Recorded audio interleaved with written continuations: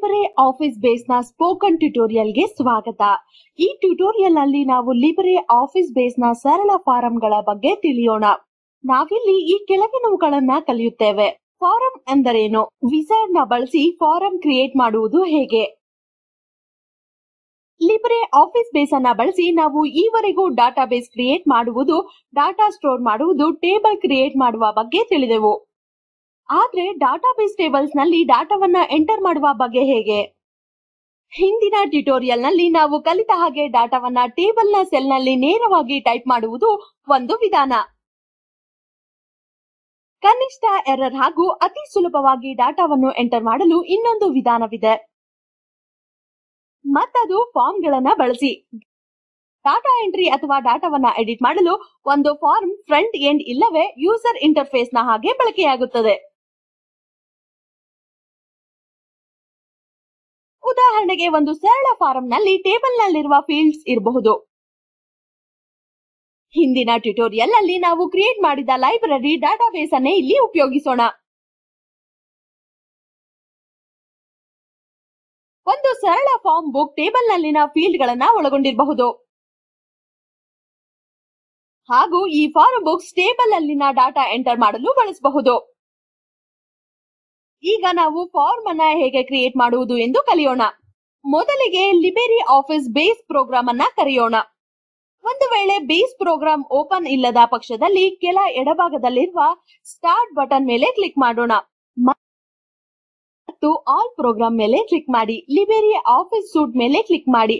ನಂತರ Libre office base ನ ಮೇಲೆ ಕ್ಲಿಕ್ ಮಾಡಿ. ಈಗ open an exciting database file open ಮೇಲೆ ಕ್ಲಿಕ್ ಮಾಡೋಣ.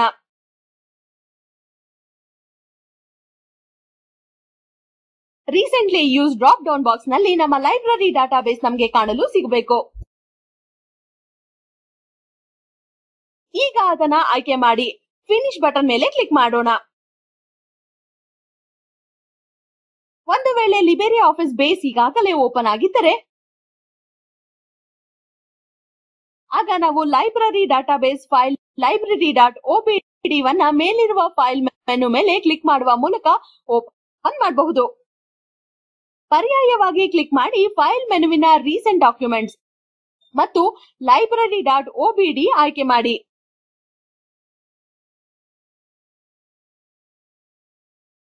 ನಾವೀಗ ಲೈಬ್ರರಿ ಡಾಟಾಬೇಸ್ ನಲ್ಲಿದ್ದೇವೆ. ಎಡ ಪ್ಯಾನೆಲ್ ನ ಡಾಟಾಬೇಸ್ ಲಿಸ್ಟ್ ನಲ್ಲಿರುವ ಫಾರ್ಮ್ಸ್ ಐಕಾನ್ ಮೇಲೆ ಕ್ಲಿಕ್ ಮಾಡಿ. ಹೊಸ ಫಾರ್ಮ್ ಕ್ರಿಯೇಟ್ ಮಾಡಲು ಎರಡು ವಿಧಾನವಿರುವುದನ್ನು ಗಮನಿಸಿ. Create form in design view ಮತ್ತು use wizard to create form. ಎರಡನೇ ಆಪ್ಷನ್ ಮೇಲೆ ಕ್ಲಿಕ್ ಮಾಡೋಣ. Use wizard to create form. LibreOffice writer ವಿಂಡೋವಿಗೆ ಹೋಲುವ ಇನ್ನೊಂದು ಹೊಸ ವಿಂಡೋ ಕಾಣುವಿರಿ. ಅದರ ಮೇಲೆ ಫಾರ್ಮ್ ವಿಜಾರ್ಡ್ ಎನ್ನುವ ಒಂದು ಪಾಪ್ ಅಪ್ ವಿಂಡೋ ಕಾಣುತ್ತದೆ. ಬಾಕ್ಸ್ ಟೇಬಲ್ ಆಧಾರದ ಮೇಲೆ ನಾವು ವಿಜಾರ್ಡ್ ನ ಬಳಸಿ ನಮ್ಮ ಮೊದಲ ಫಾರ್ಮ್ ಕ್ರಿಯೇಟ್ ಮಾಡೋಣ. ಎಡಭಾಗದಲ್ಲಿ ನಾವು ಅನುಸರಿಸಬೇಕಾದ 8 ಸ್ಟೆಪ್ ಗಳಿರೋದನ್ನ ನೀವು ನೋಡಬಹುದು. ನಾವು ಮೊದಲ ಸ್ಟೆಪ್ ಆದ ಫೀಲ್ಡ್ ಸೆಲೆಕ್ಷನ್ ನಲ್ಲಿದ್ದೇವೆ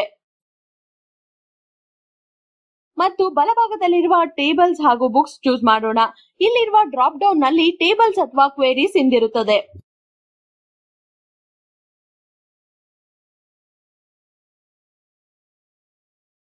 ಇದರ ಕೆಳಗೆ ಎಡಭಾಗದಲ್ಲಿ ನಾವು ಲಭ್ಯವಿರುವ ಫೀಲ್ಡ್ ಗಳ ಲಿಸ್ಟ್ ನೋಡಬಹುದು. ನಮ್ಮ ಬಲಭಾಗದಲ್ಲಿ ನಾವು ಫಾರ್ಮ್ ನಲ್ಲಿರುವ ಫೀಲ್ಡ್ ನೋಡುತ್ತೇವೆ. ನಮಗೆ ಫಾರ್ಮ್ ನಲ್ಲಿ ಬೇಕಾಗಿರುವ ಫೀಲ್ಡ್ ಗಳನ್ನಷ್ಟೇ ನಾವು ಮೂವ್ ಮಾಡಬೇಕು. ಸದ್ಯಕ್ಕೆ ನಾವು ಡಬಲ್ ಆರೋ ಮಾರ್ಕ್ ಚಿಹ್ನೆ ಇರುವ ಬಟನ್ ಮೇಲೆ ಕ್ಲಿಕ್ ಮಾಡೋಣ. ಗಮನಿಸಿ, ನಾವು ಎಲ್ಲಾ ಫೀಲ್ಡ್ ಗಳನ್ನ ಎಡದಿಂದ ಬಲಕ್ಕೆ ಸರಿಸಿದ್ದೇವೆ. ನಾವು ಬುಕ್ ಐಡಿ ಫೀಲ್ಡ್ ನಲ್ಲಿ ಸಂಖ್ಯೆಗಳು ಆಟೋ ಜನರೇಟ್ ಆಗುವಂತೆ ಸೆಟ್ ಮಾಡಿರುವುದರಿಂದ ನಮಗೆ ಫಾರ್ಮ್ ನಲ್ಲಿ ಅದರ ಅಗತ್ಯವಿಲ್ಲ. ಹಾಗಾಗಿ ನಾವು ಫೀಲ್ಡ್ ಅನ್ನ ಎಡಭಾಗಕ್ಕೆ ಮತ್ತೆ ಸರಿಸೋಣ. ಬಲಭಾಗದಲ್ಲಿರುವ ಬುಕ್ಸ್ ಐಡಿ ಮೇಲೆ ಕ್ಲಿಕ್ ಮಾಡಿ ಹಾಗೂ ಲೆಸ್ ದ್ಯಾನ್ ಚಿಹ್ನೆ ಇರುವ ಬಟನ್ ಮೇಲೆ ಕ್ಲಿಕ್ ಮಾಡಿ.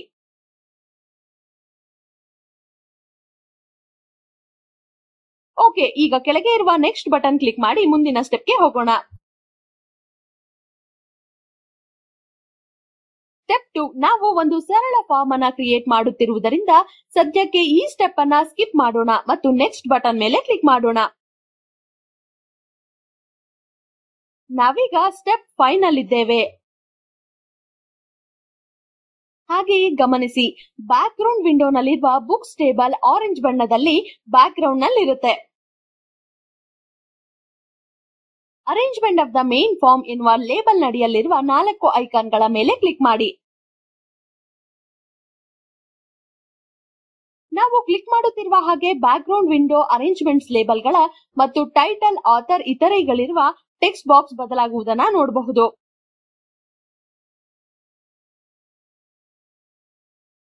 ನಾವು ಮೊದಲು ಇರುವ ಅರೇಂಜ್ಮೆಂಟ್ ಕಾಲಮ್ಸ್ ಲೇಬಲ್ ಲೆಫ್ಟ್ ನ ಮೊದಲ ಐಕಾನ್ ಮೇಲೆ ಕ್ಲಿಕ್ ಮಾಡೋಣ.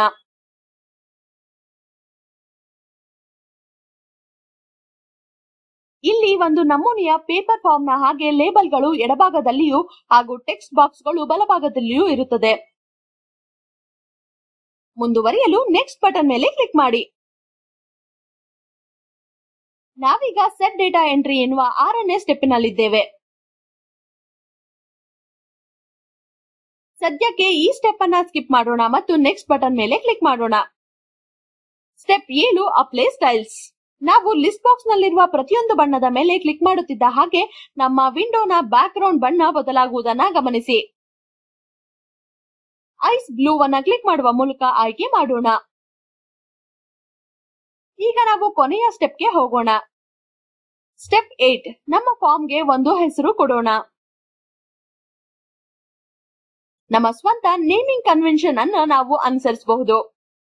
ಆದ್ರೆ ಸದ್ಯಕ್ಕೆ ನಾವು name of the form label ಅಡಿಯಲ್ಲಿ ಇರುವ ಟೆಕ್ಸ್ಟ್ ಬಾಕ್ಸ್ ನಲ್ಲಿ ಬುಕ್ಸ್ ಡೇಟಾ ಎಂಟ್ರಿ ಫಾರ್ಮ್ ಎನ್ನುವ ಒಂದು ಡಿಸ್ಕ್ರಿಪ್ಟಿವ್ ಹೆಸರನ್ನ ಕೊಡೋಣ.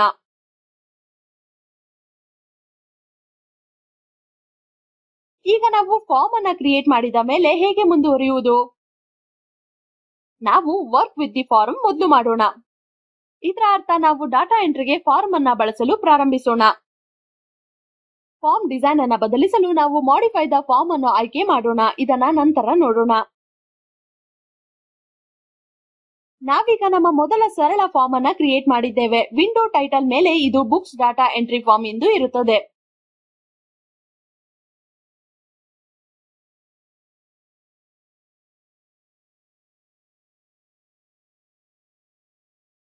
ಟೆಕ್ಸ್ಟ್ ಬಾಕ್ಸ್ ನ ತುಂಬಾ ಆನ್ ಆಟೋಬಯೋಗ್ರಫಿ, ಜವಾಹರ್ಲಾಲ್ ನೆಹರು ಇತ್ಯಾದಿ ವ್ಯಾಲ್ಯೂಗಳಿರುವುದನ್ನ ಗಮನಿಸಿ.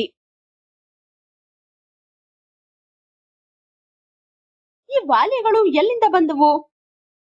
ಬೇಸ್ ಟ್ಯುಟೋರಿಯಲ್ ನ ಹಿಂದಿನ ಭಾಗದಲ್ಲಿ ನಾವು ಬುಕ್ಸ್ ಟೇಬಲ್ ನಡಿಯಲ್ಲಿ ಈ ವ್ಯಾಲ್ಯೂಗಳನ್ನ ನೇರವಾಗಿ ಟೈಪ್ ಮಾಡಿದ್ದೇವೆ. ಈಗ ಈ ಫಾರ್ಮ್ ಡಾಟಾ ಎಂಟ್ರಿ ಮಾಡಲು ತಯಾರಿದೆ. ಪ್ರತಿಯೊಂದು ವ್ಯಾಲ್ಯೂ ಮುಖಾಂತರ ಹೋಗಲು ನಾವು ಟ್ಯಾಬ್ ಕೀಗಳನ್ನ ಕ್ಲಿಕ್ ಮಾಡೋಣ. ಗಮನಿಸಿ, ಫಾರ್ಮ್ 2ನೇ ಪುಸ್ತಕದ ಮಾಹಿತಿಯನ್ನ ಕೊಡ್ತಾ ಇದೆ ಮತ್ತು ಅದರ ಟೈಟಲ್ ಈಗ ಕಾನ್ಕ್ವೆಸ್ಟ್ ಆಫ್ ಸೆಲ್ಫ್. ನಾವೀಗ ಪ್ರತಿಯೊಂದು ಪುಸ್ತಕದ ಮಾಹಿತಿಗೆ ಹೋಗಬಹುದು. ಇದನ್ನ ರೆಕಾರ್ಡ್ ಅನ್ನುವರು. ಕೆಳಗಡೆ ಇರುವ ಫಾರ್ಮ್ಸ್ ನ್ಯಾವಿಗೇಷನ್ ಟೂಲ್ ಬಾರ್ ನಲ್ಲಿ ಬಲಕ್ಕೆ ಪಾಯಿಂಟ್ ಆಗಿರುವ ಕಪ್ಪು ಟ್ರೇ ಆಂಗಲ್ ಮೇಲೆ ಕ್ಲಿಕ್ ಮಾಡುವ ಮೂಲಕ.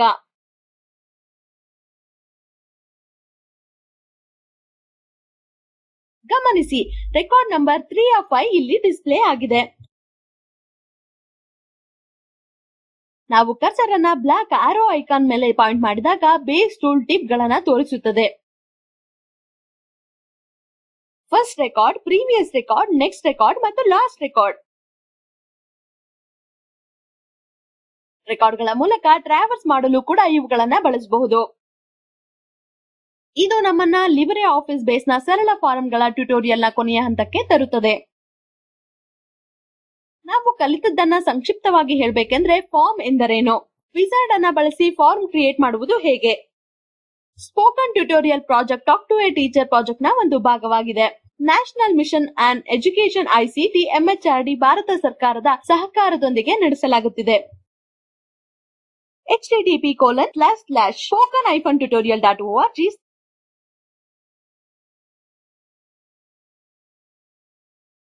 ಈ ಸ್ಕ್ರಿಪ್ಟ್ ಅನ್ನ ಸಾದರಪಡಿಸಿದವರು ಪ್ರಿಯಾ ಸುರೇಶ್, ದೇಸಿ ಕ್ರಿವ್ ಸೊಲ್ಯೂಷನ್ಸ್ ಹಾಗೂ ಧ್ವನಿ ದೇಸಿ ಕ್ರಿವ್ ಸೊಲ್ಯೂಷನ್ಸ್ ವತಿಯಿಂದ ಕಾವ್ಯ ವಿದಾಯ ಹೇಳ್ತಾ ಇದ್ದೀನಿ. ಸೇರಿದ್ದಕ್ಕೆ ಧನ್ಯವಾದ.